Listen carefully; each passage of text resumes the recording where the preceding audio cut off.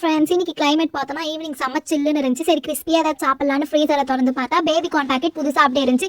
சரி இன்னைக்கு இதை 65 போட்டுடலாம்னு நினச்சேன். ஃபர்ஸ்ட் பார்த்தோன்னா அதை நல்லா நம்ம வாஷ் பண்ணிக்கணும். பிகாஸ் அதில் கொஞ்சம் டர்ட் எல்லாம் இருக்கும். ஸோ அது போகிற வரைக்கும் நல்லா வாஷ் பண்ணி எடுத்துக்கோங்க. ஹாட் வாட்டரில் வாஷ் பண்ணாலும் ஓகே தான். நல்லா வாஷ் பண்ணி எடுத்துக்கலாம். நெக்ஸ்ட் வந்து அதை கட் பண்ணிக்கலாம். நான் வந்து எங்கள் அம்மா கிட்டமா டைமண்ட் ஷேப்பில் கட் பண்ணுவான்னு சொன்னேன். எங்கள் அம்மா வந்து எந்த ஷேப்பில் வெட்டினாலும் வாய்க்குள்ள தானடி போகுதுன்னு சொல்லி எனக்கு காமெடி பண்ணிட்டாங்க. ஃப்ரெண்ட்ஸ், உங்களுக்கு என்ன ஷேப் வேணுமோ நீங்கள் அதை மாதிரி கட் பண்ணிக்கோங்க. நெக்ஸ்ட் இப்போ அதுக்கு மசாலா கோட் பண்ண போகிறோம். ஃபர்ஸ்ட் சிக்கன் மசாலா உங்களுக்கு எவ்வளோ வேணுமோ போட்டுக்கோங்க. நெக்ஸ்ட் கிறிஸ்பியாக இருக்கிறதுக்கு பார்த்தோன்னா அரிசி மாவு போட்டுக்கிறோம். நான் கொஞ்சம் நிறைய அரிசி மாவு போட்டுக்கிறேன், அப்போ தான் நல்லா கிறிஸ்பியாக இருக்கும். நெக்ஸ்ட் பார்த்தோன்னா இஞ்சி பூண்டு பேஸ்ட் கரெக்டாக ஒரு ஸ்பூன் போட்டுக்கோங்க, அதே ஜாஸ்தி. நெக்ஸ்ட் கடலை மாவு ஆட் பண்ணிக்கலாம் ஃப்ரெண்ட்ஸ். நெக்ஸ்ட் நல்லா காரசாரமாக இருக்க சில்லி பவுடர் ஆட் பண்ணிக்கலாம். தேவையான அளவு சால்ட் போட்டுக்கலாம்.